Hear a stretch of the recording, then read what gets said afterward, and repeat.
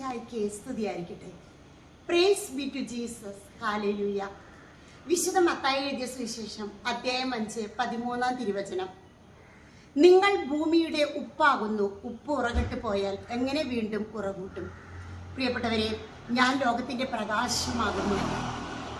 പ്രകാശം ഒരിക്കലും പീഠത്തിന് കീഴെ വെക്കാറില്ല. അത് കുടുംബഭവനത്തിലുള്ള എല്ലാവർക്കും പ്രകാശം ലഭിക്കാൻ നമ്മൾ പീഠത്തിന് മുകളിൽ വെക്കുന്നു.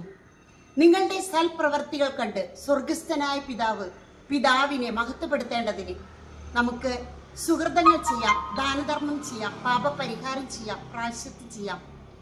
ജീവിതത്തിലെ മാനസാന്തരിച്ച് പാപബോധത്തോടെ ജീവിക്കാം.